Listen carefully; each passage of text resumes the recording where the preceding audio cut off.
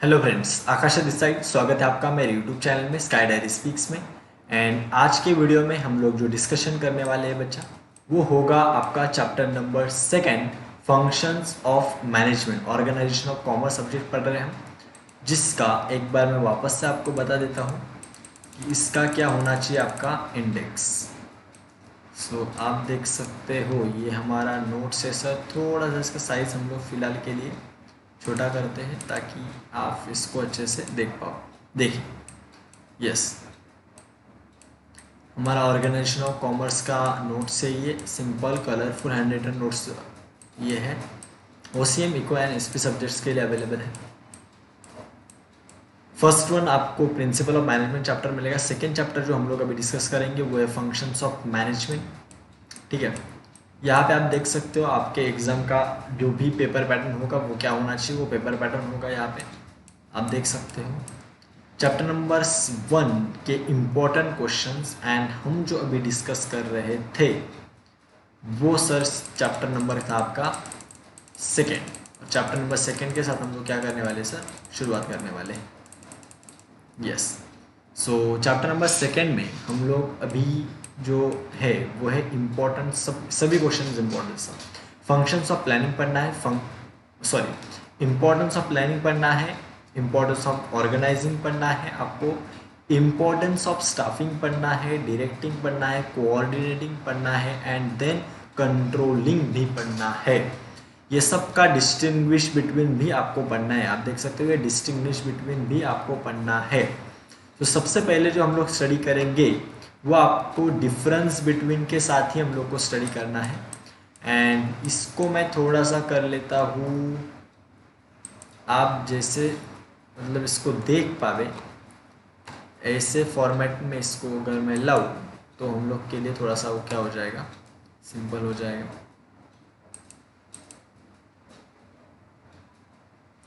Yes, rotate करना है हमको इसको दिस साइड। Yes, perfect. सबसे फर्स्ट वन जो हम लोग पढ़ेंगे, थोड़ा सा साइज का बड़ा करिएगा। यस, परफेक्ट, अच्छे से कॉन्सेंट्रेट कीजिएगा।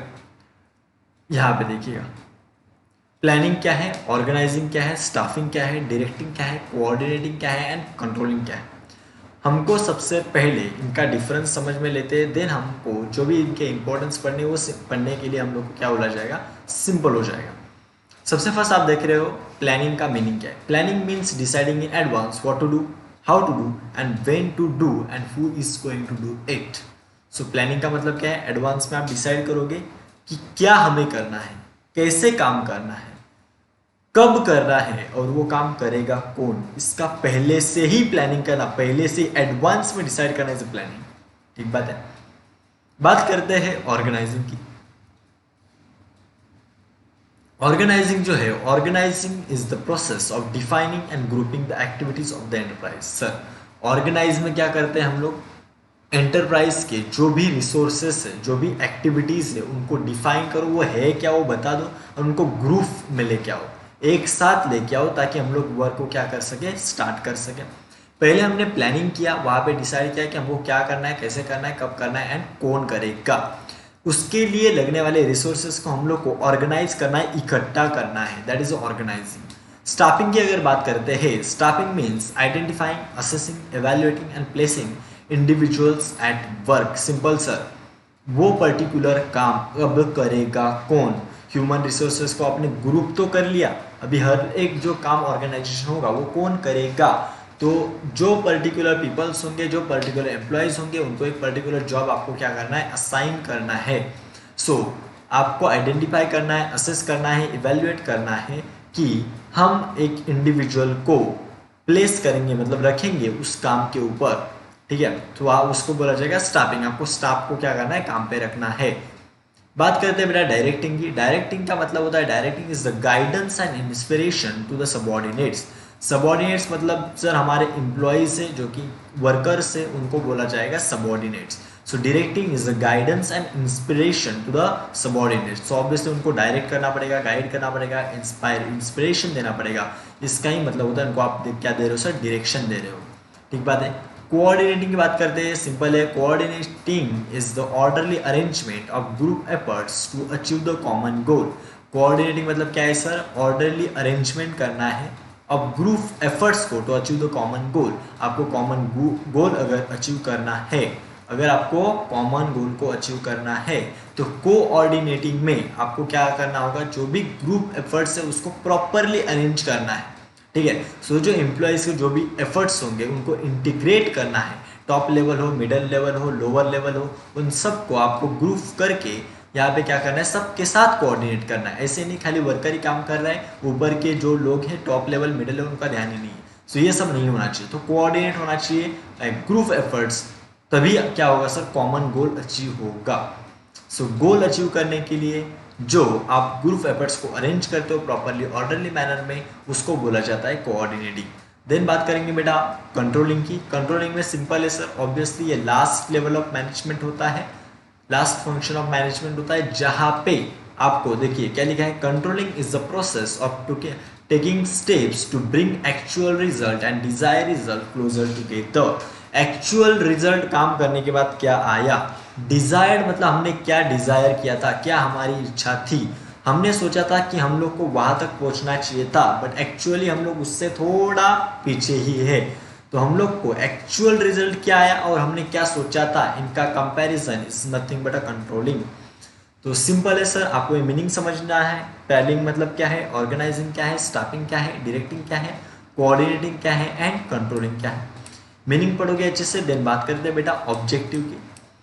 To set goals and draw a road map to achieve goals. Sir objective क्या होगा किसका, प्लानिंग का। गोल डिसाइड करना है एंड रोड मैप डिसाइड करना है, कैसे चलना है। गोल हमारा वो है और वो गोल पर हम लोग को कैसे चलना है, कैसे अचीव करना है, उसका रोड मैप डिसाइड करना, मतलब सर ये ऑब्जेक्टिव होता है प्लानिंग का। बात करते हैं बेटा सेकेंड, जो कि हमारा है ऑर्गेनाइजिंग, जिसमें ऑब्जेक्टिव की अगर बात करें तो identify and bring together all resources of organisation. Sir मैंने बोला था ऑर्गेनाइज मतलब सब रिसोर्सेज को इकट्ठा लाना है, तो आइडेंटिफाई करो क्या है वो रिसोर्सेज, ठीक है, उनको साथ में लेके आओ, ठीक है। स्टाफिंग की बात करते हैं तो ऑब्वियसली मैंने स्टाफ को आपको क्या करना है सर, राइट जॉब पे रखना है, to make available right people for the right job. Directing की बात करते हैं बेटा, to direct the subordinate to achieve the common goal. Obviously direction दो, उनको इंस्पायर करो, उनको मोटिवेट करो, यस आपको ये कॉमन गोल को क्या करना है सर, अचीव करना है। वो अचीव करने के लिए उनको क्या करना है, वो सबॉर्डिनेट्स को, वर्कर्स को डायरेक्ट करना है सर, मतलब डायरेक्शन देना है, आपको गाइडेंस देना है, उनको इंस्पिरेशन, उनको मोटिवेशन देना है। बात करते हैं बेटा कोऑर्डिनेटिंग की। कोऑर्डिनेटिंग में हमको सिंपल समझना है इनका ऑब्जेक्टिव क्या है सर। ऑब्जेक्टिव ये है कि इनको bring together the efforts of the employees for smooth functioning. अगर अच्छे से काम कंप्लीट करना है तो आपके जो एम्प्लॉयज है उनके एफर्ट्स को आपको क्या करना पड़ेगा सर, साथ में लेके आना पड़ेगा।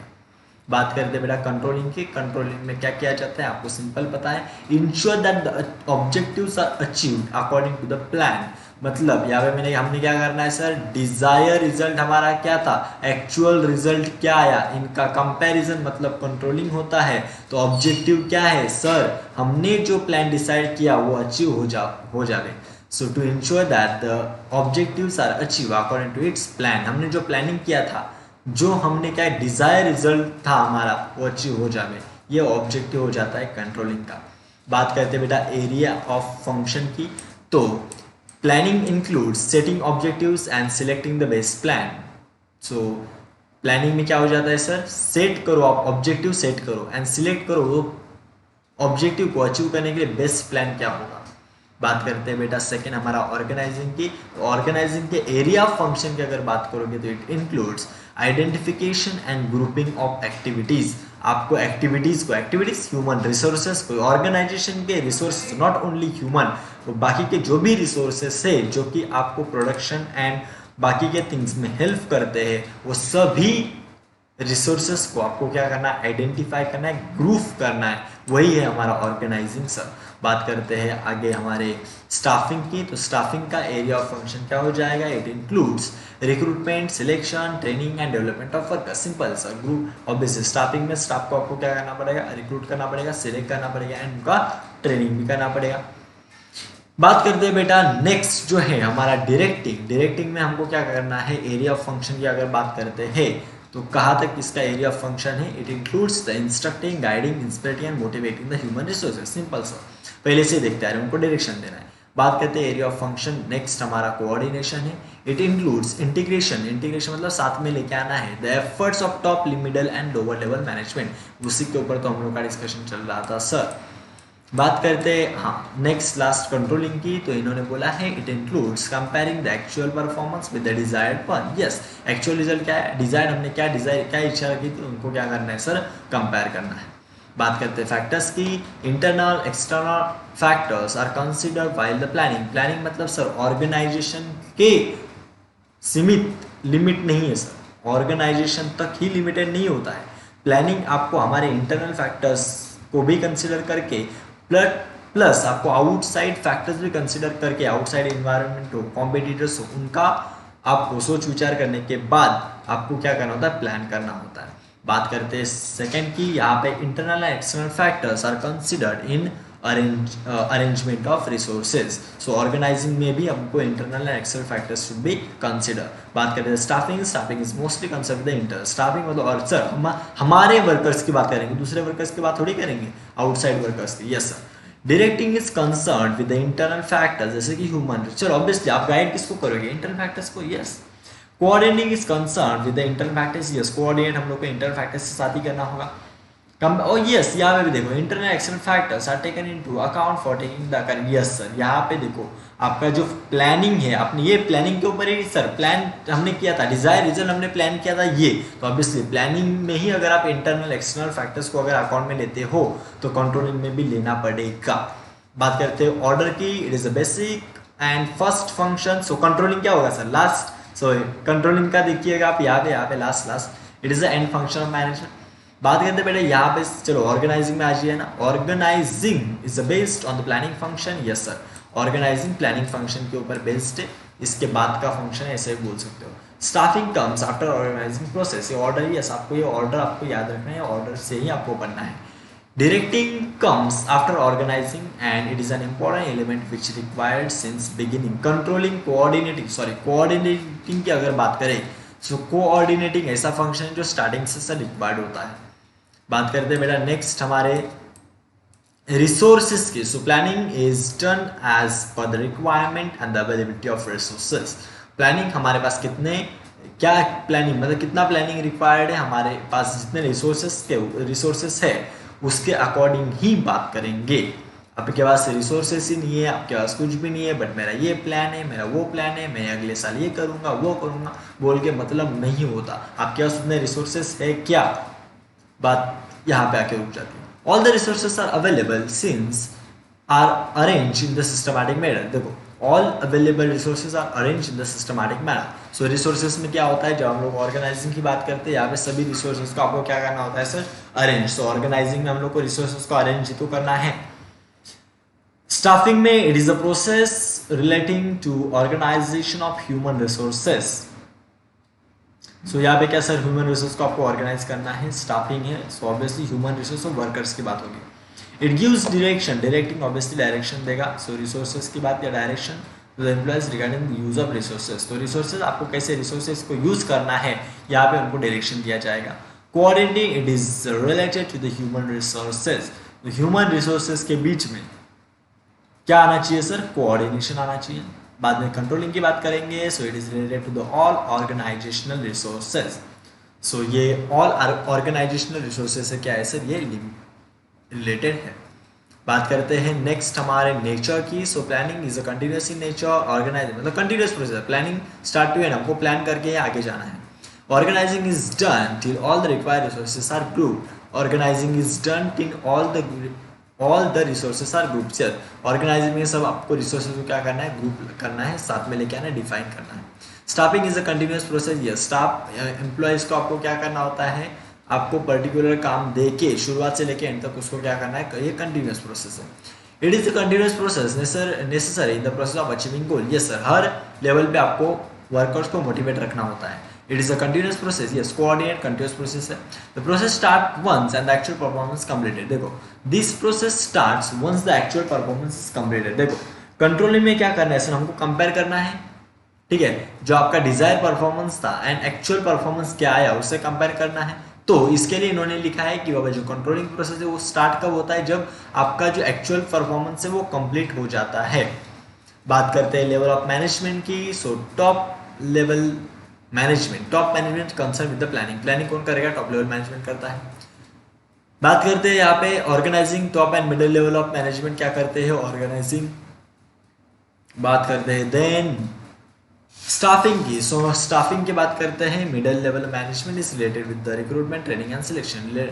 सो ये काम कौन करता है, मिडिल लेवल। यहाँ पे भी आपका डायरेक्शन भी मिडिल लेवल ऑफ मैनेजमेंट करता है। कोऑर्डिनेशन सर ऑब्वियस है, तो सब मैंने बोला टॉप लेवल से लेकर लोअर लेवल तक ये कोऑर्डिनेशन होना चाहिए। देन बात करते हैं यहाँ पे कंट्रोलिंग की, जहाँ पे कंट्रोलिंग में उन्होंने बोला है कि top and middle level management are responsible for controlling the activities. सो एक्टिविटीज को कंट्रोल करने के लिए कौन कौन सर यहाँ पे top level middle level management क्या होता है सर, रिस्पॉन्सिबल होता है। ये हो गया आपका distinguish between planning, organising, staffing, directing, coordinating and controlling.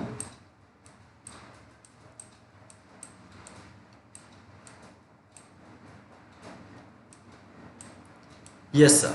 अभी इसके लिए याद रखने के लिए बच्चा, अगर आपके सामने ये नोट्स है तो वेल एंड गुड, अगर नहीं है तो नोट डाउन कीजिएगा अच्छे से। नोट्स होना चाहिए सर। एम ओ ए हम लोग पढ़ते हैं, एम ओ ए होता है सर, आप एस पी में पढ़ा हो तो I don't know. MOA, FOR, MOA for ML, yes, MOA for NL, MOA for NL, yes, हो गया आपका कोड याद, ठीक बात है, यस सर। चलिए आगे बढ़ सकते हैं, बिल्कुल सर, बट सबसे पहले हमको क्या करना होगा, यहाँ पे जाना होगा और हमको वापस इसको अपनी लेवल पे लाना होगा। यस सर, ये अपनी लेवल पे आ गया है। चलिए नेक्स्ट क्वेश्चन के ऊपर जाएंगे हम लोग, एंड हमारा जो नेक्स्ट क्वेश्चन है वो है importance of planning. Sir importance of planning की अगर बात करेंगे तो इसमें हमको सबसे पहले मीनिंग पढ़ना है, जो कि आपने ऑलरेडी पढ़ा है। Planning is a basic function of management, every function of management is based on the planning. And planning मतलब क्या है, what to do, how to do, when to do and who is going to do it. Definition की बात करते हैं जो कि James stoner ने दी है। जेम्स स्टोनर क्या बोलते हैं sir, planning is the process of establishing goals, goals को इस्टेब्लिश करो, गोल बनाओ, and suitable course of action, मतलब क्या करना है, सुटेबल कोर्स ऑफ एक्शन, क्या हमको एक्शन करना पड़ेगा टू अचीव दिस गोल्स, मतलब क्या है सर डेफिनेशन ऑफ आपका प्लानिंग। अभी इंपॉर्टेंस ऑफ प्लानिंग की भी बात करेंगे। इंपॉर्टेंस ऑफ प्लानिंग में helps in decision making, simple बात है, प्लानिंग आपको डिसीजन मेकिंग में हेल्प करेगा। So for achieving the goal of an organisation, planning helps the management to take effective decision. Planning करेंगे तो हम लोग डिसीजन अच्छे से ले पावे। Manager of an organisation takes effective decision, अगर का प्लानिंग अच्छे से किया है तो। बात करते हैं promotes innovative ideas. Yes, decision making process involves promotion of innovative ideas. जब आप डिसीजंस लेते हो तो इनोवेटिव मतलब नई नई आइडियाज, बाकी क्या आपका जो स्टाफ होता है जो डिसीजंस लेते हैं उनके दिमाग में आ जाती है। तो आपने अगर पहले से प्लान किया है तो डिसीजंस अच्छा आएंगे, डिसीजंस अच्छा आएंगे तो बाकी लोगों का दिमाग चलेगा एंड इनोवेटिव आइडियाज वहाँ पे डेवलप होने के चांसेस होते हैं। This innovative ideas helps in achieving the goal of organisation. Then बात करते हैं useful in setting the standards for controlling. अभी देखना, ये जो प्लानिंग प्रोसेस है वो हेल्प करता है, यूजफुल है सेट करने में। क्या सर, स्टैंडर्ड सेट करना है कंट्रोलिंग के लिए। यस, प्लानिंग हमको आज करना है, हमको वहां तक पहुंचना है, आज प्लान किया। और कंट्रोलिंग में मैंने क्या बोला था, कंट्रोलिंग में अगर आपने अच्छे से पढ़ा है तो कंट्रोलिंग में मैंने बोला था आपको कंट्रोलिंग में करना क्या है, आपका जो डिजायर्ड रिजल्ट है, डिजायर परफॉर्मेंस है, आपकी क्या इच्छा, आपको कहाँ तक पहुंचना है, वहां तक पहुंचना है। एक्चुअल आप कहाँ तक पहुंचे और आपने क्या सोचा था, इनका कंपैरिजन मतलब कंट्रोलिंग होता है। सो आपको कहाँ तक पहुँचना है आप प्लान कर सकते हो पहले से। इसके लिए इन्होंने बोला कि आप स्टैंडर्ड डिसाइड कर सकते हो कंट्रोलिंग के लिए, अगर आपने प्लानिंग अच्छे से किया है तो। So planning decide standard for controlling actual performance can be compared with the standard performance, and standard performance आप सेट कर सकते हो प्लान करके। सच डेविएशन मतलब डिफरेंस कैन बी ब्रीच मतलब कंप्लीट किया जा सकता है by taking controlling steps. Facilitates coordination of all activities. देखिए प्लानिंग की वजह से बाकी के सब एक्टिविटीज में कोऑर्डिनेशन आ सकता है। So planning facilitates the coordination of all activities. All activities of business organisation are closely linked with each other. Yes sir, management या तो ऑर्गेनाइजेशन में बाकी के जो एक्टिविटीज है वो सब इंटरलिंक्ड है sir. Various departments work as per the overall plan and coordination is achieve. बाकी के सब डिपार्टमेंट्स क्या करते हैं sir, as per the plan काम करते हैं, एंड इससे कोऑर्डिनेशन क्या हो जाता है, अचीव हो जाता है। बात कर सकते हैं बेटा प्लानिंग की, and planning leads to optimum utilisation of resources. Planning leads to optimum utilisation of resource मतलब हम लोग रिसोर्सेज का जितना ज़रूरी है उतना यूज़ कर सकते हैं because of planning. Organisational plans are prepared by taking into consideration the availability of resource. हम प्लानिंग सर रिसोर्सेज कितने अवेलेबल है उसको कंसिडर करके ही बनाते हैं। इसके लिए हमने बेटा हम लोग ने वो डिस्ट्रीब्यूशन पहले पढ़ा है ताकि आपका ये सिंपल हो जाए। And proper allocation of resources for various activities. आप बाकी के सब एक्टिविटीज को आप रिसोर्सेज जितना जरूरी है उतना एलोकेट कर सकते हो, दे सकते हो। One can avoid wastage of resources by proper planning. अगर आपने अच्छे से प्लानिंग किया है तो आप क्या कर सकते हो सर, वेस्टेज को अवॉइड कर सकते हो। बात करते हैं बेटा जो प्लानिंग है वो हेल्प करता है, मदद करता है to set the clear objectives. देखिए planning is concern with setting objectives, targets and formulating the plans to achieve them. So planning is concern with, is related with the setting objectives. Planning की वजह से आप क्या कर सकते हो sir, objective अच्छे से डिसाइड कर सकते हो, टारगेट्स डिसाइड कर सकते हो, एंड फॉर्मुलेट कर सकते हो, बना सकते हो plans to achieve that plan या तो दैट ऑब्जेक्टिव जो कि आपने क्या किया है, डिसाइड किया है। It helps the manager to analyze the present condition and identify the ways to achieving the objectives in future। देखिए प्लानिंग जो है वो हेल्प करता है मैनेजर को कि एनालाइज करे प्रेजेंट कंडीशन क्या है, वो एनालाइज करो, स्टडी करो, एंड आइडेंटिफाई करो, पहचानो कि कितने ऐसे वेज है जिससे हम लोग ऑब्जेक्टिव अचीव कर सकते हैं in future. Minimises the risk.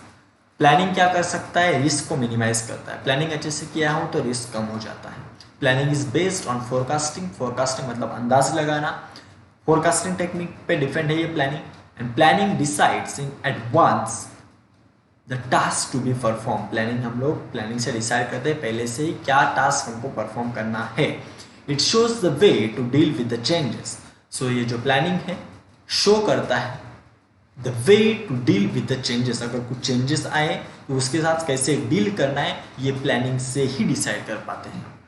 Changes और risk can not be eliminated. जो चेंजेस है या तो रिस्क है वो एलिमिनेट मतलब कंप्लीटली आप हटा नहीं सकते, वो रिस्क को मिटा नहीं सकते, बट टोटली वो रिस्क को आप मिटा नहीं सकते, but can be anticipated. Anticipated मतलब सर पहले से ही आप उसको पहचान सकते हो।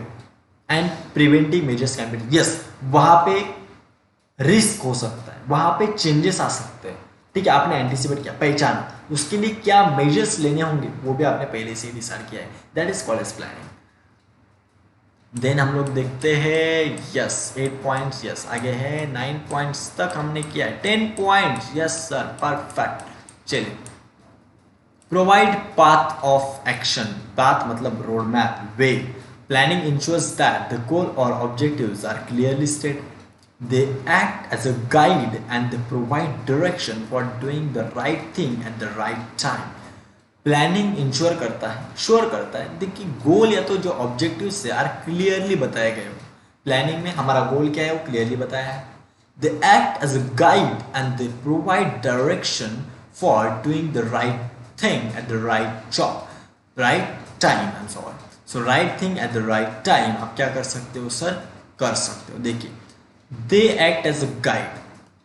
जो प्लानिंग है वो क्या कर सकता है sir, act as a guide. Planning की वजह से आप को गाइडेंस प्रॉपर मिल जाता है एंड प्रोवाइड करता है, वही डायरेक्शन प्रोवाइड करता है for doing the right thing at the right time.